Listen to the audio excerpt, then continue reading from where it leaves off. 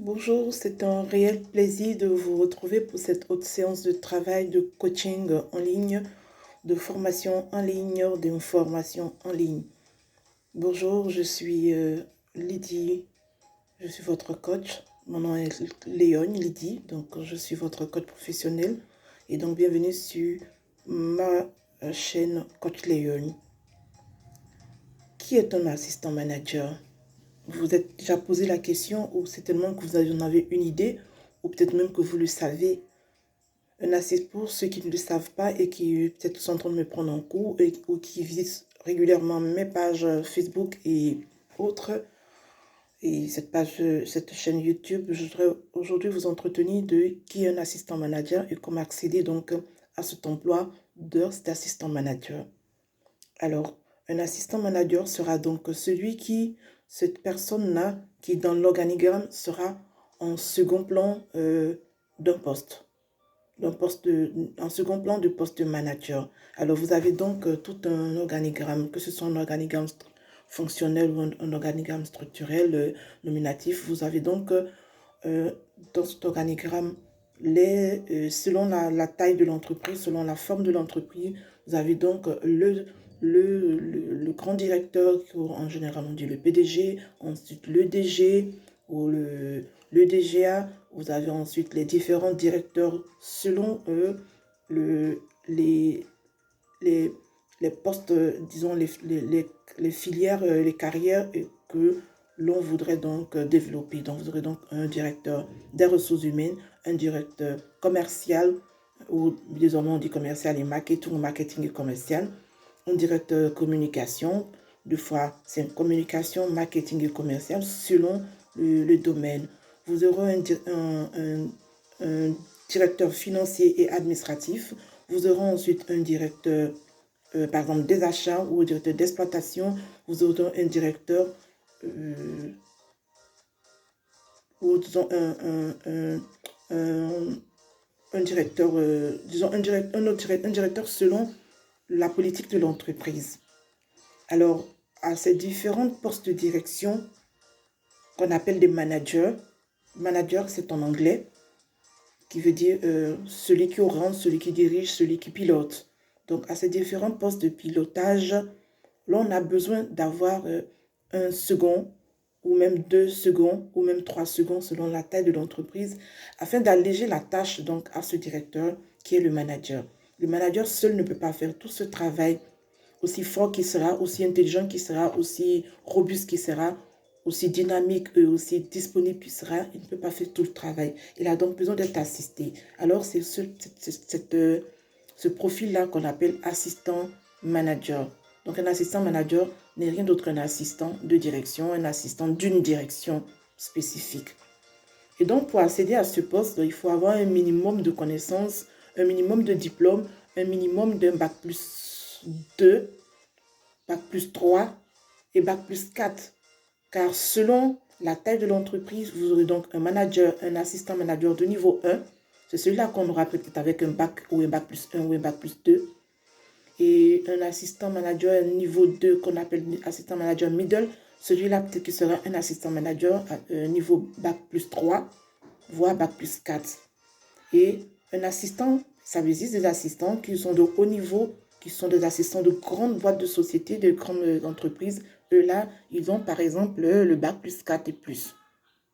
Alors, une fois que l'entreprise vous a recruté, elle va vous demander des tâches.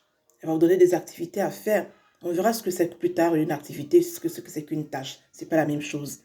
Alors, vous aurez donc dans votre embauche une fiche de poste, qu'on appelle une fiche de poste, qui va retracer, répertorier tout ce que vous aurez à faire durant votre activité.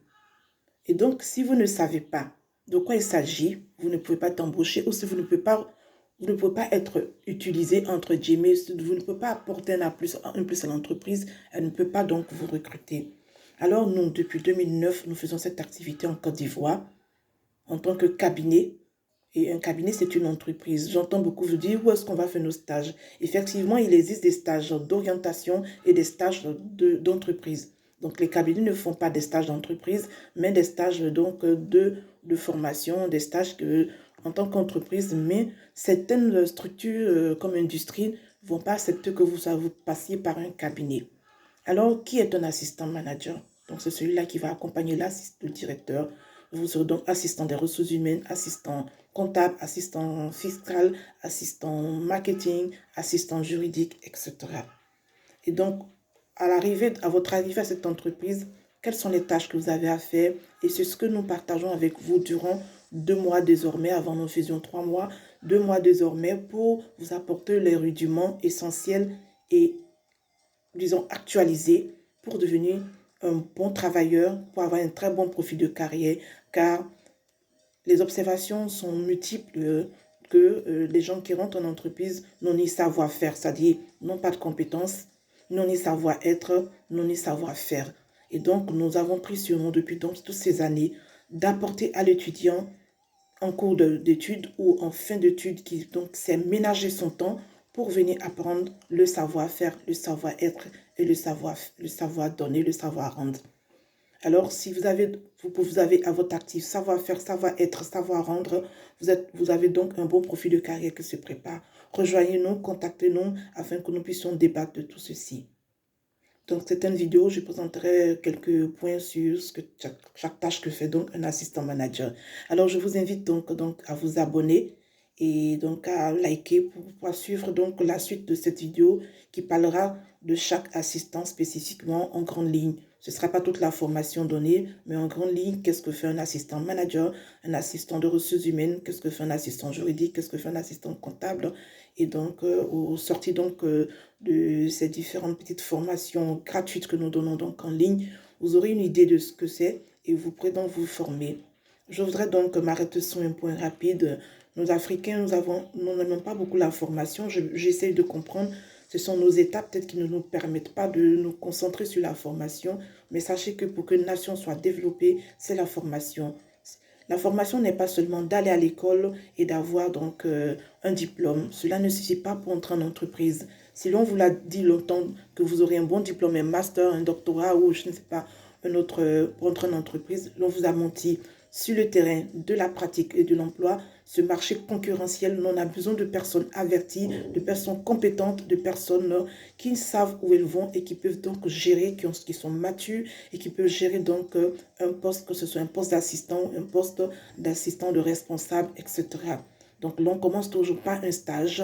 Après un stage, peut-être même du bénévolat, un stage ensuite d'être assistant, ensuite on va graduellement. Mais ce n'est pas parce que vous avez un master ou un gros diplôme, un grand diplôme, que directement vous arrivez en entreprise quand vous embauche en tant que directeur. Quelle expérience avez-vous? Qu'est-ce que vous revendez à cette entreprise? Qu'est-ce que vous monnayez pour que cette entreprise-là vous paye un salaire? Alors, donc, c'est de tout cela que nous parlons durant toutes nos séances d'ateliers, de formation. Longtemps, nous avons lancé sur les pages Facebook. Si vous allez sur ma page Coach Léon, vous verrez que nous lançons depuis très longtemps pour la Côte d'Ivoire ces genres de formation. Très peu s'inscrivent parce que tout le monde veut aller au fonctionnariat. C'est un choix de vie. Mais j'ai eu la grâce et l'opportunité de travailler au niveau de l'administration où j'ai fait 4 ans dans un cabinet de ministre. J'ai donc côtoyé longtemps ce que c'est que l'administration. Je ne peux pas le conseiller à tout le monde parce que c'est un secteur très, très, très difficile où tout est oui, oui, oui. Vous ne pouvez pas dire non, vous ne pouvez pas donner vos idées, vous ne pouvez pas... Vraiment, les temps ont changé, ce n'est plus autant, comme je le disais, à chers jeunes, je vais vous raconter cette petite histoire. Au temps de Fouboigny, quand vous arrivez de notre cher président Fouboigny, les gens étaient à l'étranger, disons à cette époque-là, et on les appelait pour venir travailler au pays. C'était l'État-providence. Cet État-providence n'existe plus, les choses ont changé. Désormais, l'on a besoin des personnes de compétences, ou l'on vous recrutera par complaisance ou on vous donnera des postes discrétionnaires si vous êtes dans des partis politiques, par exemple. Ce n'est pas de cela que j'ai envie de parler sur ma chaîne.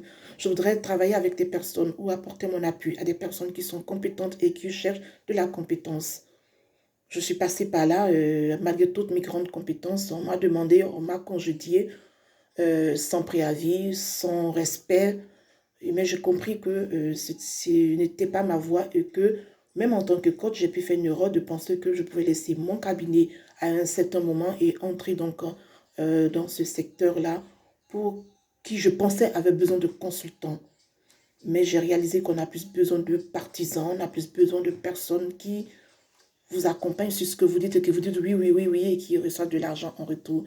Chacun a son être, a sa personnalité. Alors, si vous êtes comme moi, mordu de liberté, épris de compétences, épris de tout ce qui est activité professionnelle véritable qui fait sortir de vous votre imagination créatrice, votre leadership, votre personnalité, afin de faire gagner cette Côte d'Ivoire et cette Afrique et la ICO à un très grand niveau pour que le monde entier arrête de se moquer de nous.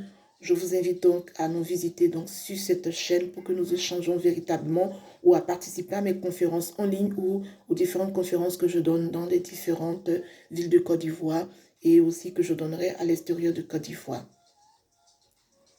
Alors, chers jeunes, personne ne viendra faire votre bonheur à votre place. Vous n'aimez pas lire, vous aimez tout ce qui est audio, c'est vrai. Mais aujourd'hui, Dieu merci, l'audio a été créé de sorte qu'on peut vous former en ligne.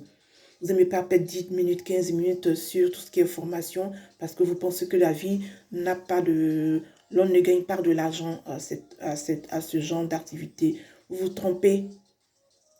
Si vous faites de très bonnes recherches, pas des recherches limitées ou des recherches fermées, vous verrez que les personnes qui sont vraiment bien assises, ce sont ces personnes-là qui ont fait donc beaucoup de coaching, excusez-moi, qui ont fait beaucoup de coaching, qui forment en ligne, qui font du coaching en ligne, qui font beaucoup d'activités de formation. La réussite passe donc par la formation, la réussite passe par la pratique, la réussite passe par la compétence et par la discipline. La preuve, quand vous ne voulez pas aller vous former, quand vous voulez la facilité, pour des femmes, vous êtes obligé de tomber dans ce qui se passe dans des différents pays où l'on vous rabaisse, où l'on vous salit. Que ce soit femme ou garçon ou jeune homme, c'est la même chose. Alors, cherchez plutôt à vous former à de haut niveau. C'est vrai que cela fait cher, mais la gratuité n'est pas ce qui va vous apporter, vous envoyer loin. Vous ne me demanderez pas de vendre 20 années d'expérience gratuitement, parce que longtemps j'ai fait du gratuit, donc il y a un minimum de votre part que vous devez faire.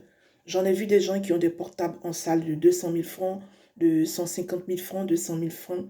Mais quand il s'agit de payer une petite formation pour des étudiants de 100 000 francs, personne ne veut le faire parce que on voudrait que les choses nous viennent gratuites. Il y a la formation que l'État vous donne parce que vous êtes élève étudiant. Et j'ai vu même que les frais des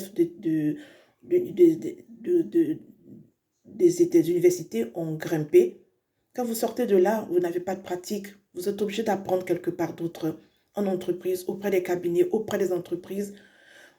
Vous irez en entreprise, vous dites, moi je vais sauter l'étape, aller directement dans une entreprise, quelqu'un va m'embaucher, va me placer quelque part. Excusez-moi, j'en ai vu, dans mon différent parcours, j'ai plus de 15 ans, j'ai plus de 18 ans d'expérience. Vous êtes transformé en coursier, malgré vos études, vous êtes transformé en celui-là qui va acheter le journal, vous êtes transformé en celui-là qui va acheter la banane braisée, vous êtes transformé en celui-là qui va donc passer donc, les courses que de vous donner ce travail qu'il faut. Pourquoi? Parce que quand vous arrivez, l'on ne vous connaît pas avec votre compétence. L'on ne vous voit pas avoir de la capacité. L'on ne vous voit pas donner ce qu'il faut donner. Alors, on vous utilise et doucement, vous apprendrez ce que vous refusez d'apprendre en 2 mois, en 6 mois, en 3 mois, en 45 jours, en atelier auprès d'un cabinet. Vous êtes obligé de l'apprendre sur 1 an, 2 fois sur 2 ans, dans une entreprise, qu'elle soit privée ou publique, avant de vous donner un poste clé, un poste précis. Alors, pourquoi ne pas, excusez-moi, pourquoi donc ne pas commencer à se former pour avoir le meilleur et devenir quelqu'un de précis, avoir un bon profil et, excusez-moi, qu'on vous accorde donc le travail que vous méritez. Et donc, si vous ne voulez pas vous former, vous serez donc obligé de faire des stages où vous êtes donc celui qui va acheter la loco, celui qui va acheter la banane braisée. Et donc, on prend le temps de vous regarder. Et au plus, deux fois même, on vous demande de rentrer chez vous parce qu'il n'y a pas de place. On vous a donc certainement donc exploité, utilisé. Alors, chers jeunes, que cette vidéo vous serve d'élément de prise de conscience pour que vous puissiez prendre votre vie en charge. Tout le monde n'a pas un père, tout le monde n'a pas une mère qui l'accompagne. nous autres qui sommes sortis de vie, de situations difficiles, de familles pas riches, nous avons dû nous battre pour arriver là où nous sommes. Merci de donc prendre cette vidéo, de la partager, de liker et donc de sortir le meilleur de vous en vous formant. Rejoignez-nous, nous serons de vous de très très bons travailleurs. À très bientôt.